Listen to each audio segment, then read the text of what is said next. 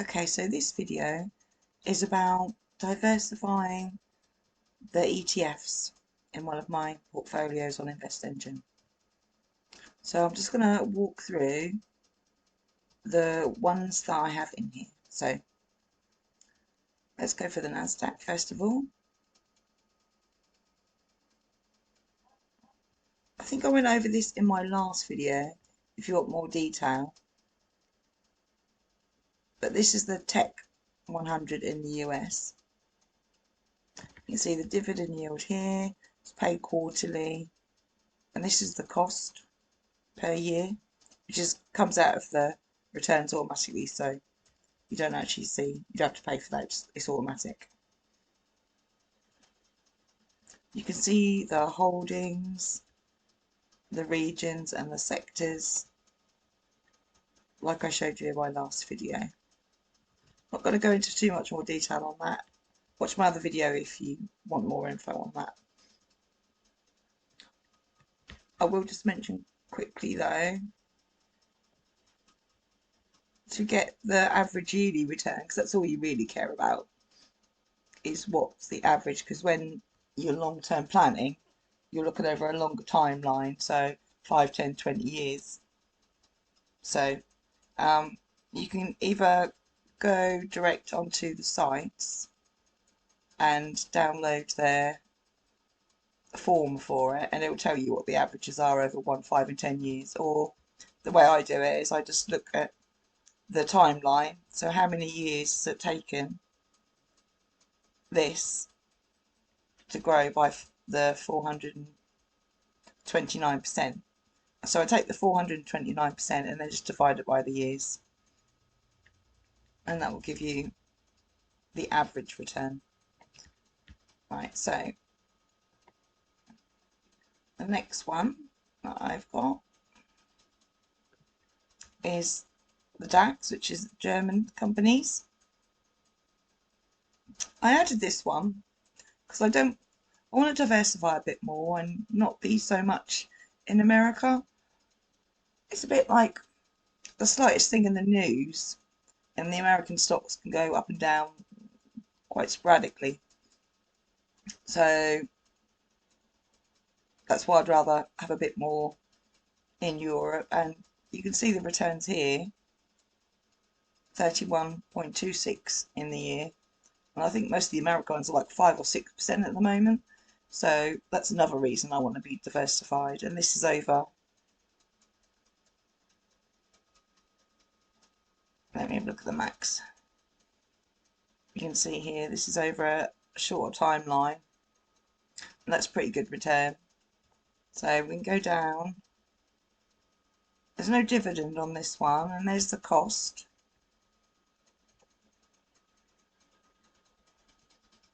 And obviously these are probably newer names because they're German and not American. And there's 42 stocks in there, so it's quite concentrated. Let's see if the regions actually say Germany. Okay, Europe, yes. And sectors. So that's quite heavy on the industrial, tech and financial. Oh, look, I think there's a PDF there as well for if you want to get some more full information on it. I'll probably give you the average returns on there as well. Right, so that's why I added that one. The S&P 500, I'm only going to go over this briefly because that was in my last video. But there you can see, look, 5%. I'm not knocking the S&P 500 because it's really a good sort of one to have over the years, as you can see from the years there to the return. It's really good. But Germany's beat the S&P 500 in the last year, so that's why I'm diversifying. Right, let's go and look at the next one.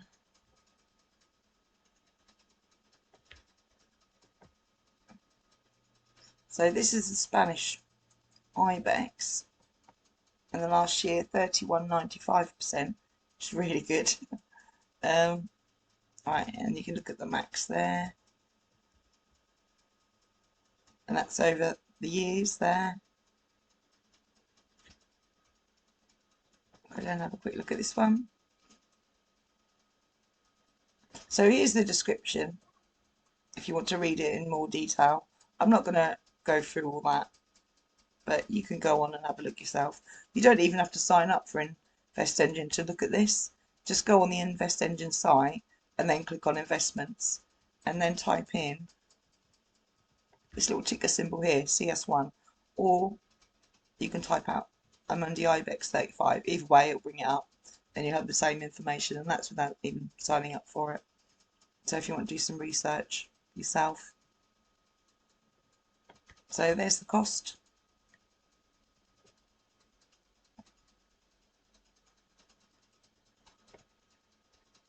And they're the holdings. 11. It's quite concentrated, but I like the return on it. So let's have a quick look. So yeah, banks have done pretty well over the last few years, obviously because the rates have been higher. Banks pay a pretty good dividend as well. Regions. Oh, that's interesting. Some of it's in the rest of the world. Yeah, see, very high in financial. The three industries, I think, well, four actually do quite well. Obviously tech, but that might be a bit of a bubble. Financial, because they're making money just on interest. Industrial, because they're making things. What was the last one? Oh, insurance. Right, let's go back. I get sidetracked.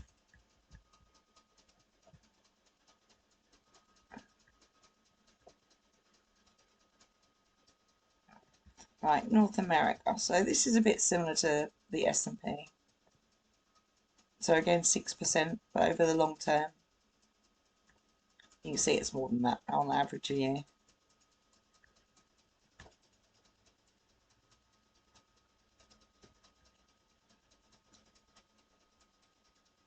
So this includes large and mid-cap stocks from various sectors. So not just like the S&P 500. This one has a dividend yield of 1.05% paid quarterly, and there's the cost.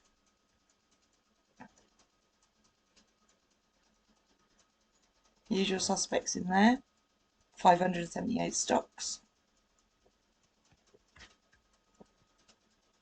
Yeah, mostly America.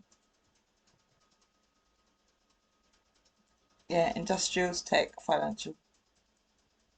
Right, let's go to the next one.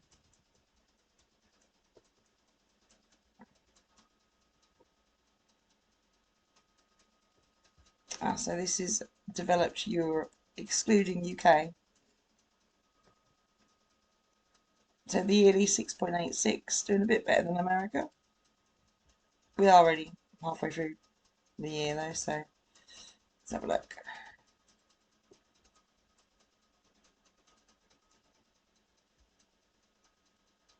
So it's a pretty good return. So that's just me diversifying again. Right, better dividend yield. So the UK and Europe,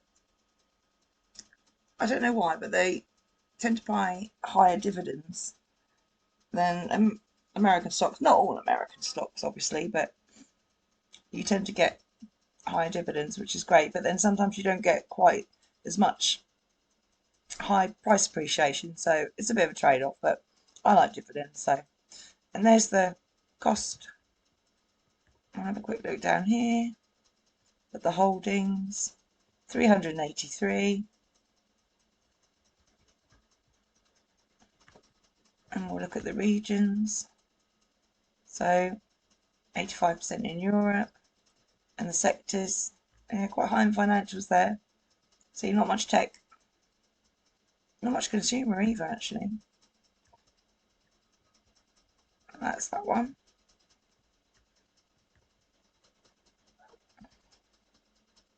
Now this one, it's a little bit different. It's gold. So I don't know if you've, been watching the news, but a lot of the other countries, shall we say, apart from the US, are buying into gold. I'll let you research that yourself. for the reasons why, but let's have a look. For the year, 29.46, so that's actually beaten the S&P 500. And then the max, I think when I worked this out, it's about on average 25% a year. So that's pretty good. It's not a big part of my portfolio, and I'll show you the percentages later. But that's not bad, is it? There's your cost there. I don't imagine there's anything down the bottom here. No, it's just price of gold. Right.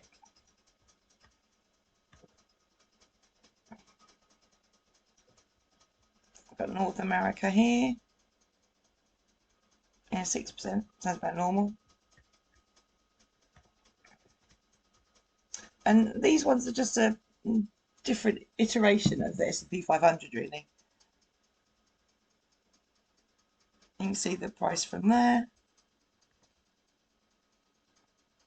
Yeah, large and mid-sized companies in North America. There's the cost. Usual suspects, 578 stocks. Regions, yeah, North America. Sectors. There we go. Right, let's look at the next one.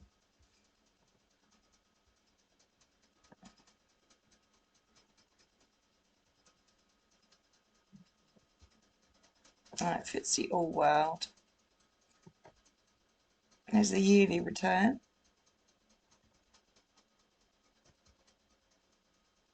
And there is if you want to take the years and divide the percentage rate. So this is from all around the world, which is probably still high in America. 1.54% dividend yield paid quarterly. There's the cost. There's the companies. Look, loads of companies. So whereas the S&P 500 has 500, this has got nearly 3,000. So diversified more, even though it's the usual suspects again here. If you want to see all of them, by the way, you just click on show all and go down, but I'm not going to go through all of them, but you can do that. So regions, like I say, mostly America again, some Europe, sectors, there we go. Right, that's the all world.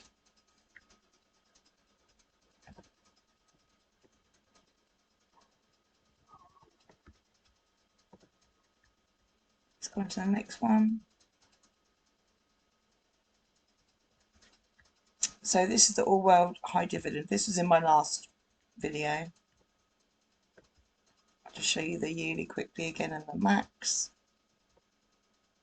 So this is the all world, but obviously it's got a better dividend payout on it.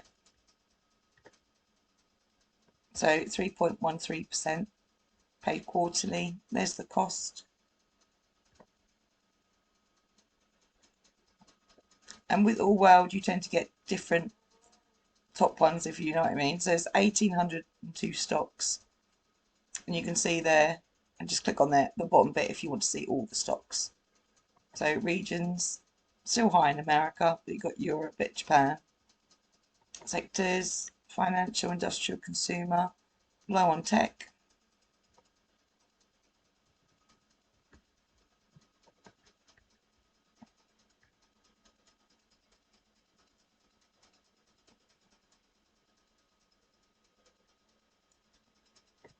Right, now this one had a pretty good return I was looking at earlier.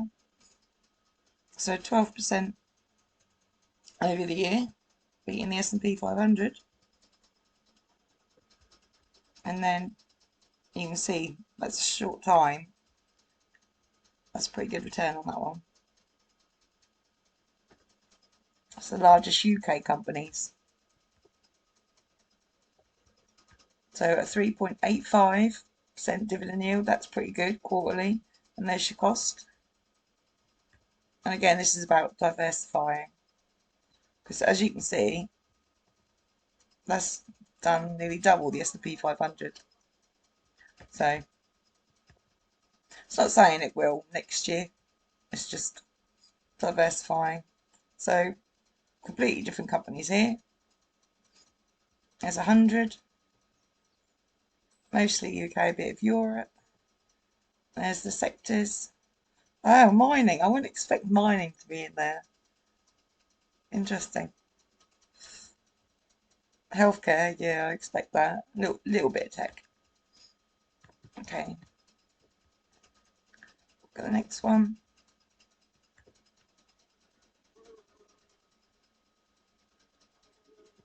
Now this one is very interesting.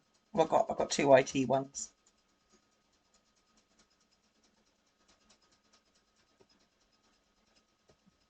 Yeah, similar performance to the S&P 500, but look at that, 650%.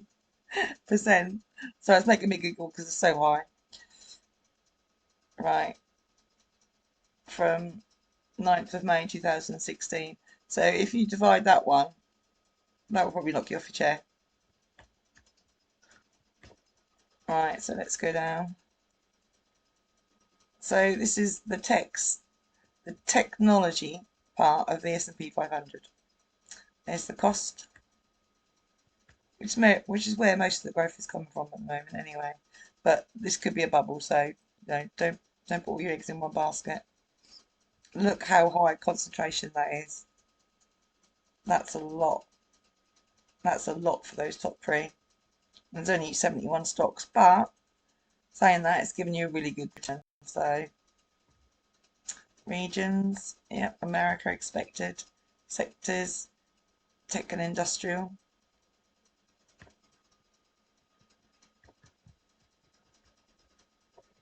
And then my last one is IT as well.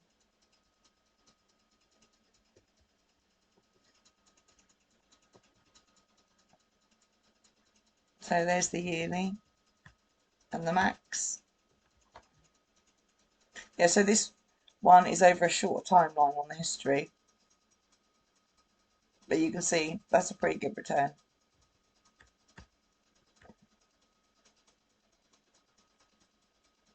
Again, it's just an IT in the United States. Dividend yield 0.38%. Semi-annually, so that's twice yearly. There's your cost. Let's have a look down here. Holdings. Oh gosh, that's very high in Nvidia. So 87 stocks. Similar to the last one.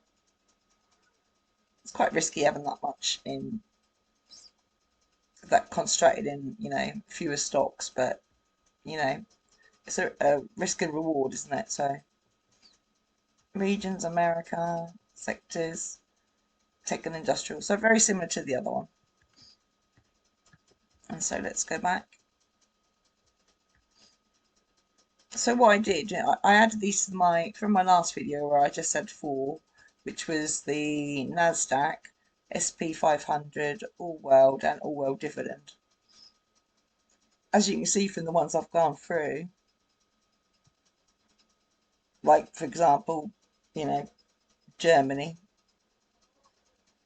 and the UK actually,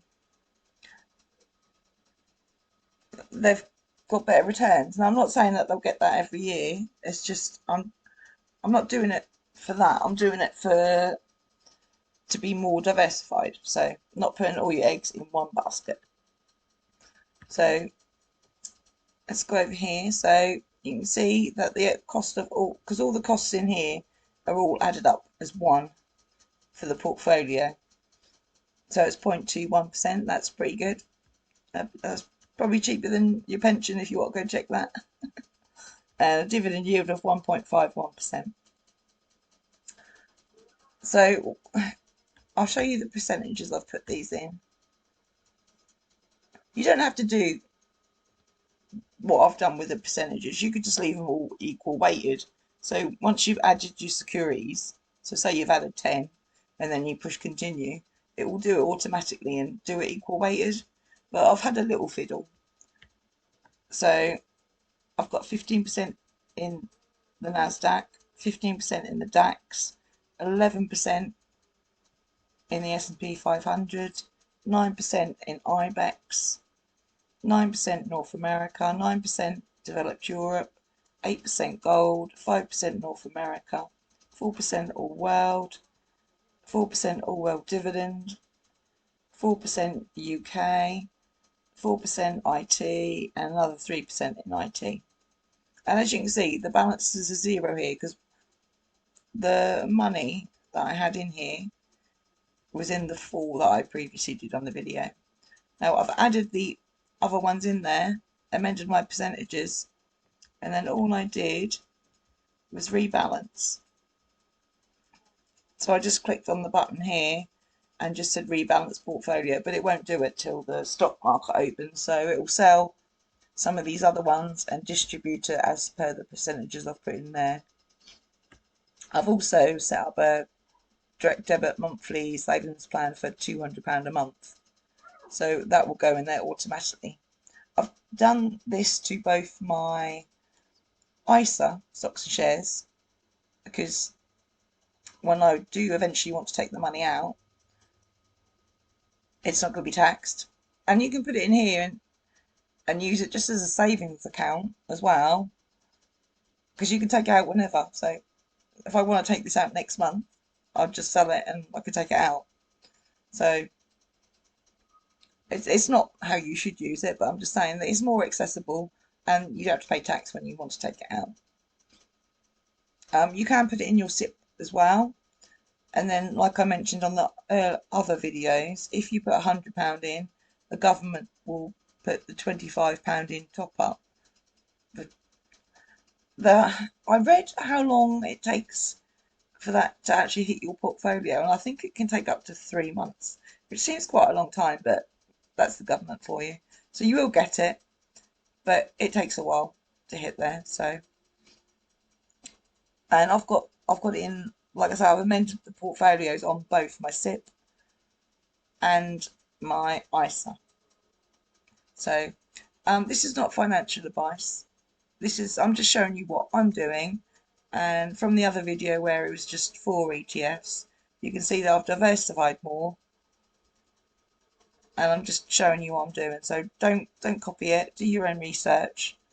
But I just thought it'd be interesting to show you some other stocks other than, because I know a lot of people, they'll just invest in the S&P 500 or in the all world. There's nothing wrong with that.